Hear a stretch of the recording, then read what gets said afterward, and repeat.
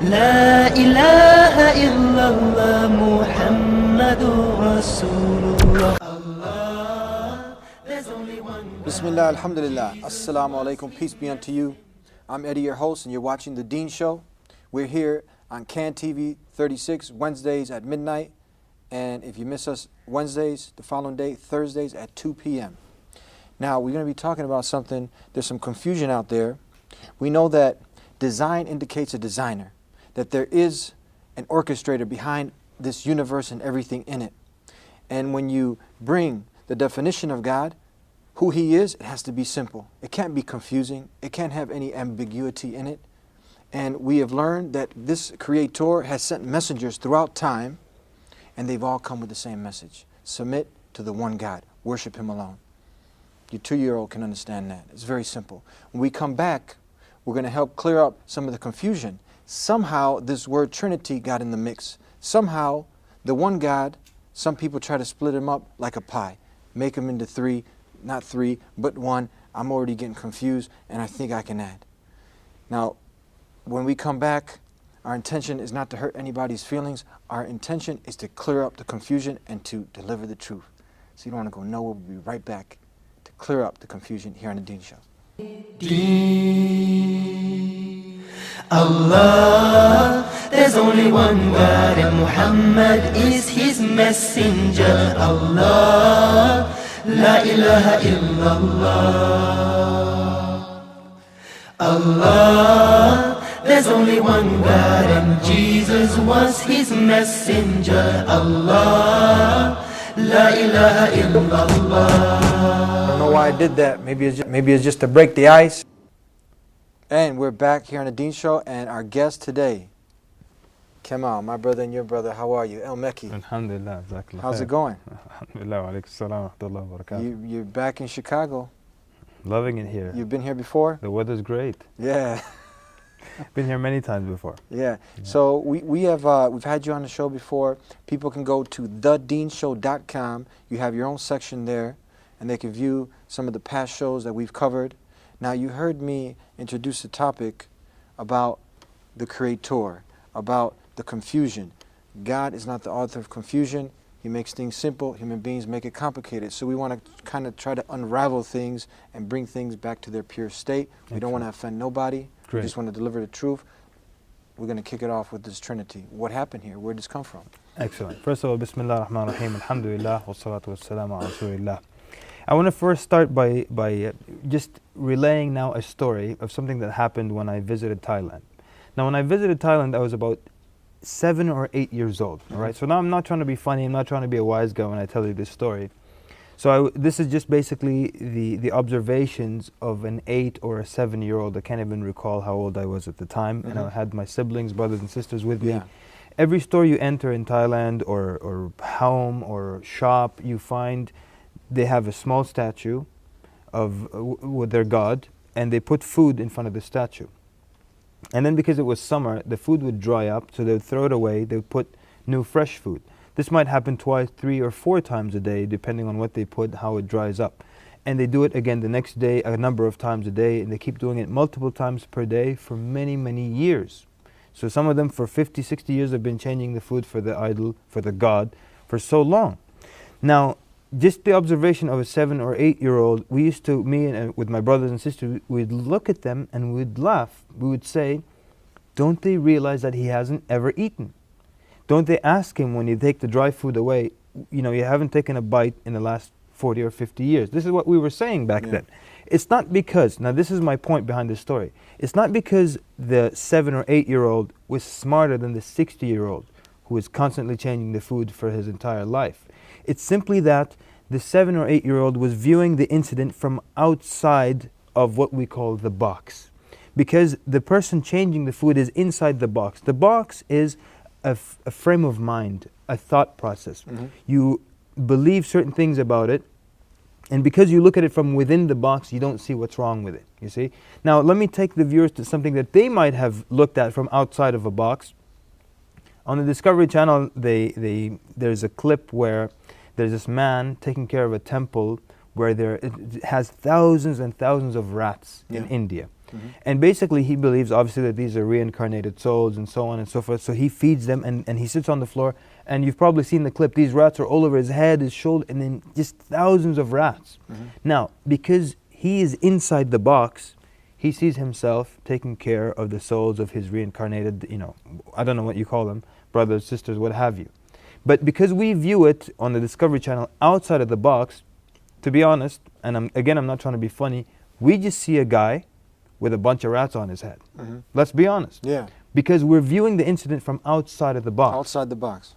There was one of the companions of the Prophet Muhammad sallallahu alaihi wasallam, may Allah send his peace and blessings and extol upon him.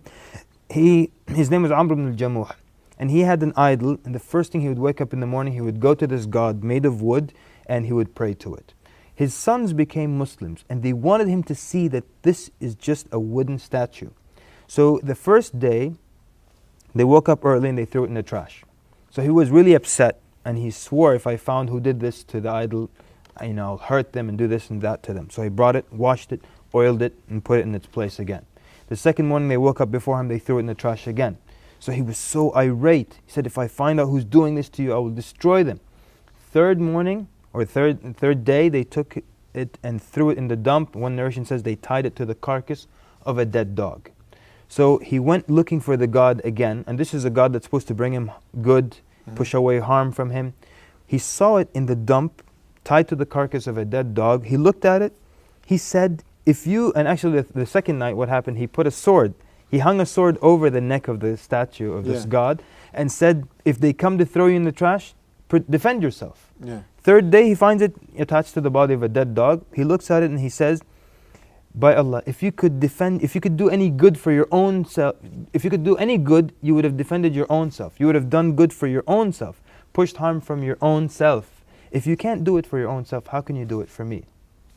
What happened in this story is that his sons got him to step outside of the box. I don't know if you paint or you draw, but when you draw, they teach you to step back from your painting or from what you're drawing, just to get another look at it. Because sometimes when you're looking at something from up close, it's crooked, but you can't see it. Like when you write on a blackboard, your line is crooked, but you can't see it when you're up close. But when you step away, now you can really see very clearly. So this is what we need people to do. People need to step outside of the box for a moment and look again, take another critical, unbiased and analytical look at what they're doing and what they believe in.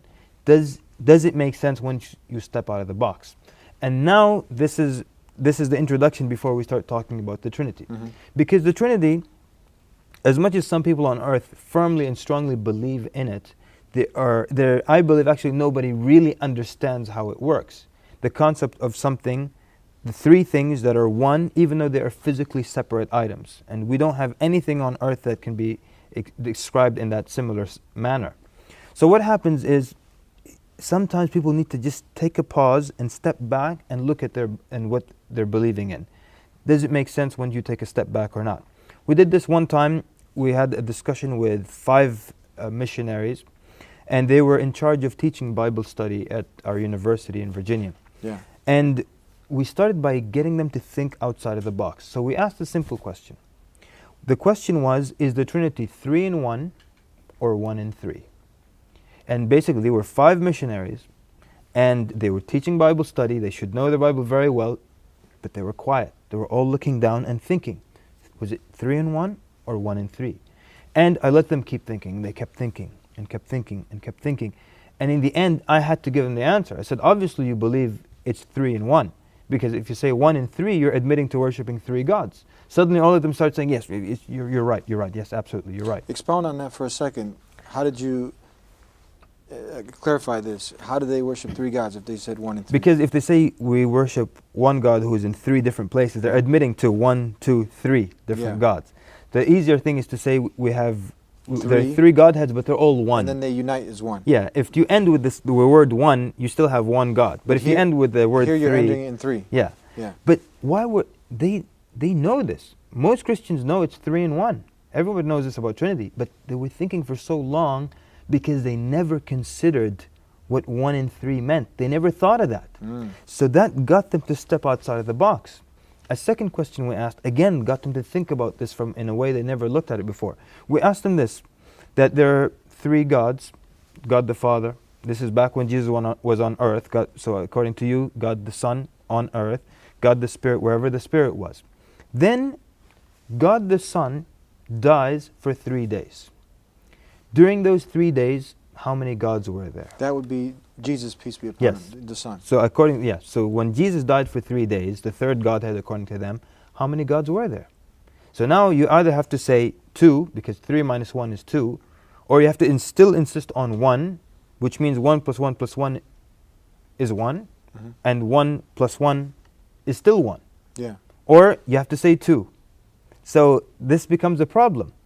So we asked them this question, and it was difficult for them to answer, because they never considered that. What does that mean? And then some started to say, well, he went up somewhere else, but then the gospel said that he had died for 3 days, that he will be resurrected on the 3rd day, and so on and so forth.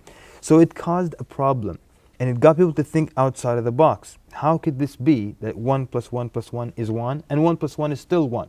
And as one person tried to be a little crafty, he said, well, 1 times 1 times 1 equals 1. What do you say to this? Well, what we say to it is that when you're adding 3 different things, you don't multiply by 1. If I give you, 3 $100 bills, you're not going to say 1 times 1 times 1. That's $100 on the table.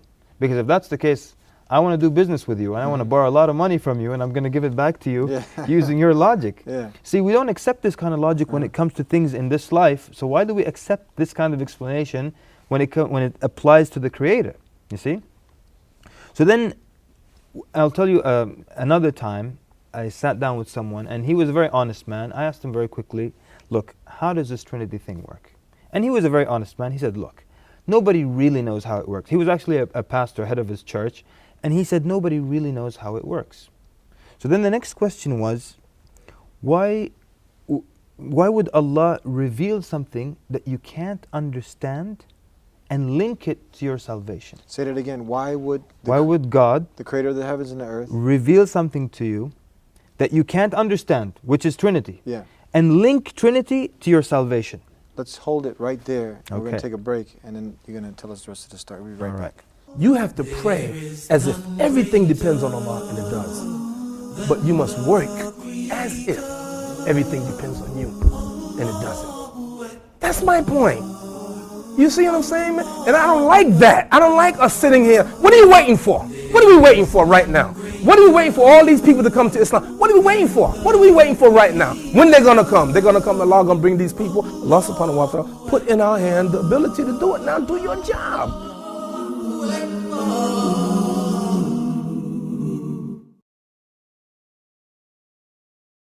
Back here on the Deen Show, let's continue on right from where we left off. Why would the Creator of the heavens and earth, Allah, go ahead. Okay, and I just want to preface this by saying that I'm not trying to be insulting to anyone. I'm going to give you actual discussions that I've had with pastors and people who are like either they were missionaries or people who teach Bible study, or they were heads of churches. Real situations that happen with real people. These are real situations, not anything where we're trying to ridicule another faith, because in Islam we're commanded to obey, to respect all religions and respect the followers of all other faiths. So we're not trying to be funny here, not trying to make fun of anybody. This is an actual discussion that happened. I asked the man, he's the head of his church, okay, how does the Trinity thing work? He said, no one really knows how it works. So but yet believing in Trinity is linked to your salvation. So I asked him, why would God reveal something that you can't understand and then link it to your salvation? That's like me telling you, hey Eddie, you know what, I've got some funding for you so you can do your show and everything. It's $20,000, but you need to levitate in the air for half an hour. Doesn't make sense.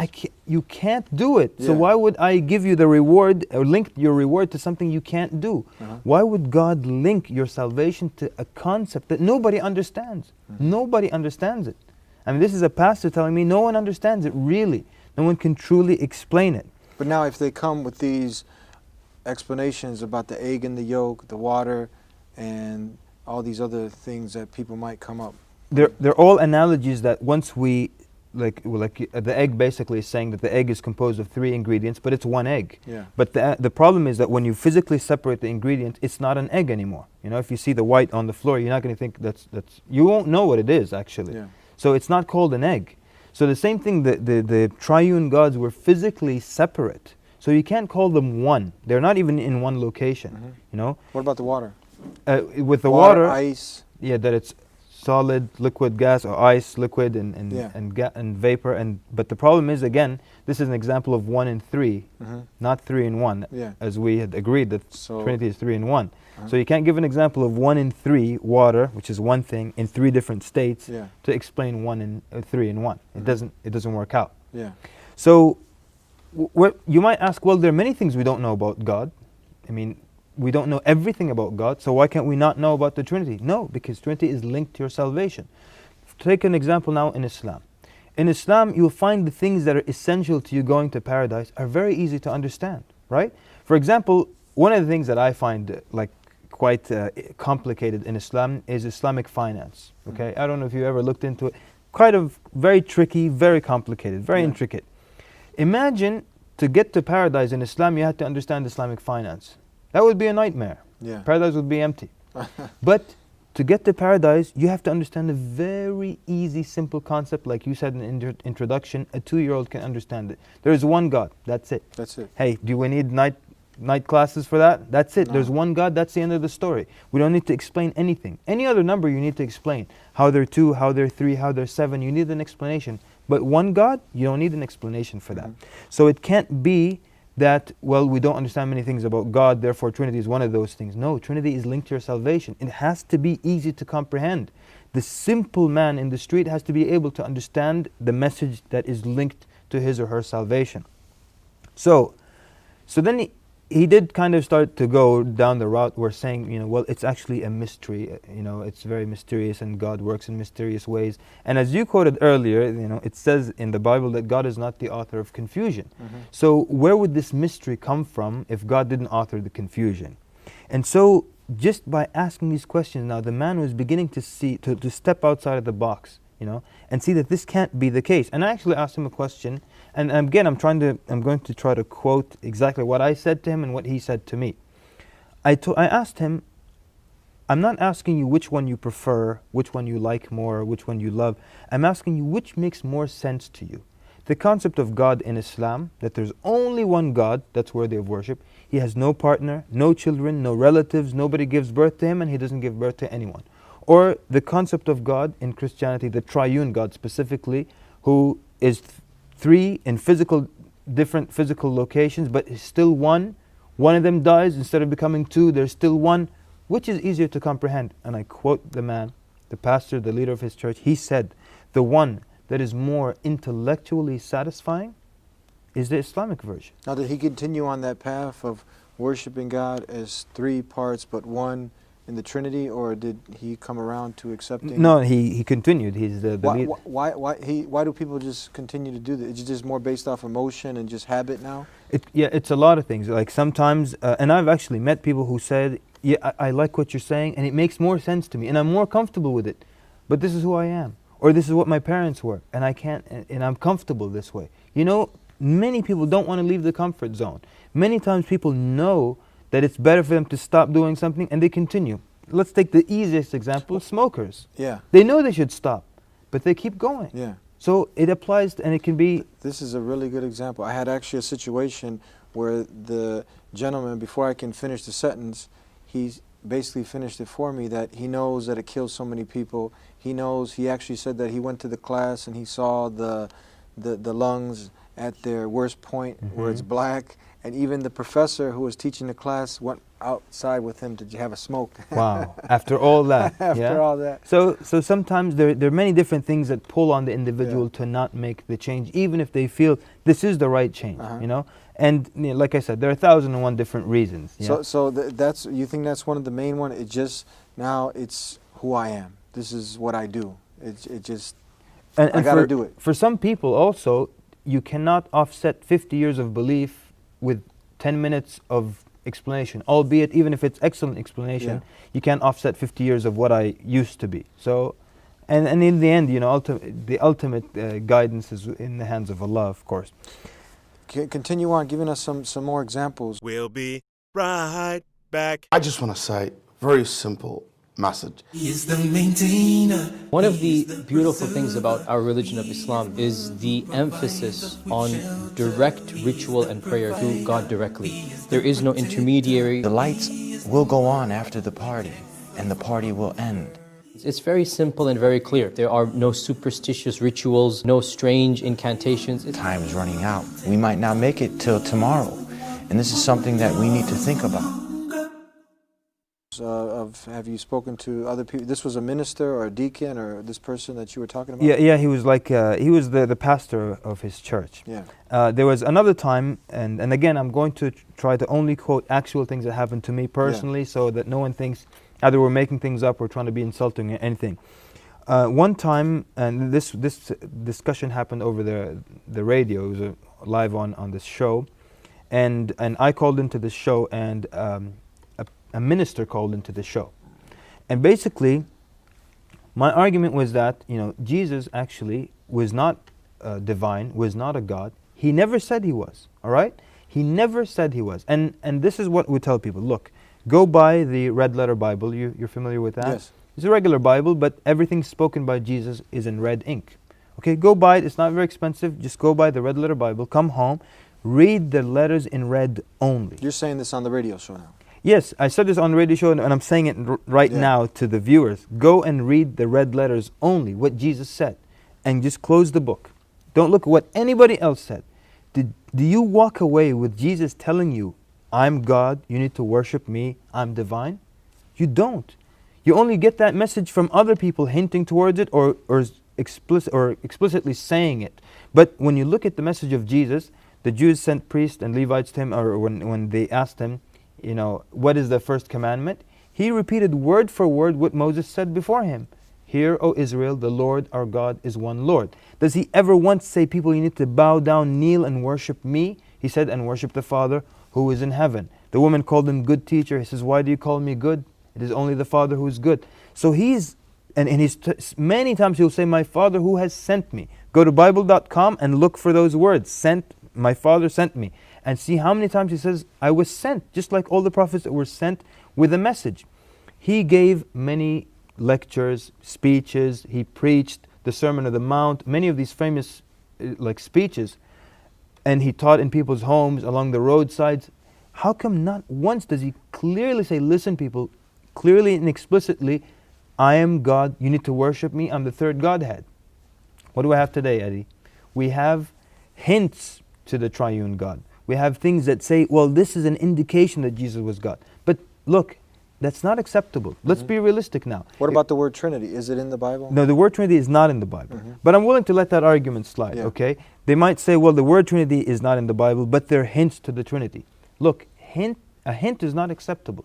Suppose now I give you a book, all right, that says, learn French in 30 days. You read the whole book, there's nothing about French. Does that make sense to you? The cover says French. Yeah. You read the whole thing, there's nothing about French. If Jesus was the Son of God, sent to die for people's sins, and he should be worshipped, he would have made that message very, very clear. There's no way that you would sit with him and listen to his lectures and not walk away with that message very clearly. Yeah. You think he would hint to that? So yeah, it doesn't make sense. If you're dying now and you need someone to save you, you're not going to hint that you need help. You're going to scream out help. Definitely. It doesn't make and sense. the guy who's there, the lifeguard or the coast guard, he's not going to hint that he's some fisherman. He's going to say, look, we're here and this is our job to help you. So he wouldn't hint. With all these sermons, he's just hinting to Trinity. That's not acceptable. And this is salvation. This is our most important message. The most important thing. The most important message can't be a hint. Can't be vague. It can't be vague and it can't be a mystery. And so that's what we were saying, that it cannot be that you look throughout the whole Bible, not once, and underline the words clearly and explicitly, does Jesus say, look, I need to be worshipped, I'm the third Godhead. So what do we have? Hints towards something of the divinity of Jesus. But like I said, hints are not acceptable. So you have things like, I am the Word, or I and the Father are one, or in the beginning, or there are three that bear record in heaven, like this is in the beginning of the Gospel of John, which the footnote tells you was added in the 16th century. So this is a lot of times people use, well, there were three that bear record in heaven. But this was added. You look at the footnotes, it's not a secret. It was added later on. I mean, quite recently, actually. So it can't be that the most important message is never clearly spoken about. It's just impossible. There's not a textbook on earth that says on the cover, this is what I'm about, and you read the whole thing, you can't find it clearly. It has to be clear. Now, how do you we won't go into specifics because we don't have that much time, but for the people who will come adamantly and passionately and full of emotion and zeal, and they'll quote half a dozen verses, and they'll try to justify the Trinity. It's so interesting, really, that as much, whatever is quoted, you can quote something similar, a similar like passage or description about someone besides Jesus. But here they won't take it literally. For example, John 3:16, right? The God, or Jesus being God's only begotten Son, very popular verse. So the word begotten here is what sets him apart from anyone else, because the believers are children of God, right? According to the Gospel of John. But here, the begotten Son is what makes him separate and apart from everyone else. Yeah. But we have in Psalms chapter 2, verse 6, God speaks directly to David, and he says, "You are my son. This day I have begotten thee." Now, people don't take this literal. We have the word begotten here, spoken directly from God to David, and yet people don't see him as one of the sons of God. They don't take it literally here, but here they do. But that's not fair, and that's not how it works. This is a really good example. I mean, what do you say to this now? What is the excuse that someone will give you why they take it literally for Jesus, peace be upon him, but here they don't? Because what they do is they try to attach it to other things that were said by Jesus. Going back to the story of the minister that called in on the show, he said, Jesus clearly said, "I am God," because Jesus said, "I am the Word." And so everyone was quiet. So then he had to explain how this means I'm God. He says when you go to Genesis, so now this is 900 pages earlier in the Old Testament. So you got to somehow link it. So you got to go all the way back to the Old Testament, to Genesis, the first book. Then it says, in the beginning was the Word, and the Word was with God. And Jesus now said, "I am the Word." That means that's him. He was with God. So I asked him a question, said, listen. And again, I'm telling you exactly what I told the man. I said, I'm going to take the Bible right now and go out into the street and talk to people who are Christian. Okay? And maybe they're not very knowledgeable about the Bible or well versed, but I'm going to open it to that page and show everyone in the street, look, Jesus said, "I am the Word." What do you get from that? What do you think the average person in the street will understand from "I am the Word"? Oh, that means Jesus was the third Godhead and he needs to be worshipped. You can't get all that information from this until you make the 900-page jump to the beginning and force it into that link. Force it. Force it. And that's why when you tell them David was a begotten son of God, they don't link it, but they forced any other link because the mindset is to believe, the frame of mind is that Jesus was the begotten Son of God. So even if there's something hinting to anything, they will look at it that way. For example, where it says, "I and the Father are one." Now, what does that mean? One in purpose or one literally? Obviously it's not literal because the Father's in the heavens and he was on earth. So what does it mean? Or when he says, "There's no way to the Father except through me."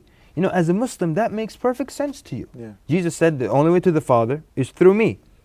It makes perfect sense. If God sent a prophet to earth to guide you, are you going to bypass him and find your way to God? No. And bypass that prophet? It's got to be through him. Yeah. He was sent to guide you. That's all it means.